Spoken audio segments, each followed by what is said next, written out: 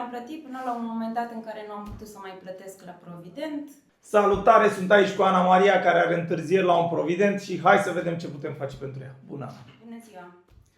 Cum ai ajuns în situația asta?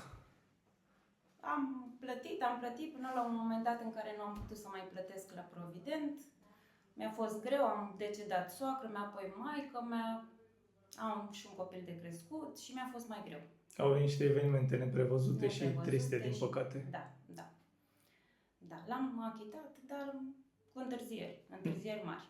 N-ai reușit să găsești înțelegere la ei, să le spui, dom'le, că Am sunat la ei, nu au fost de acord, nu mi-a dat nicio închidere de credit, de nimic, adică nicio șansă. Este raportat din iunie 2022 până în mai 2024 cu categorii de la 2 până la 6, adică plus 180 de zile de întârziere. Da. Văd că nu arată că ar fost dat la executare. Ai plătit prin proprire sau le-ai plătit lor până la urmă, nu? Da. Așa, câte puțin, tot ca să nu spună poprire, nu? Da. În fiecare lună câte puțin, dacă auzi că le dai, ce auzi? Hai că uite că în fiecare săptămână dădeai, nu? Da.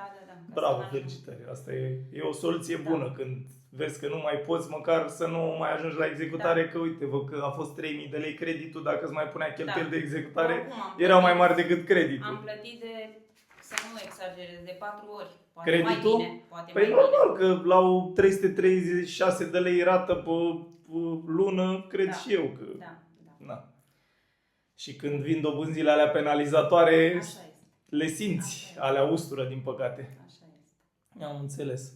E luat în 2021 pe un an de zile, 3.000 de lei, la care doar tu știi cât ai plătit.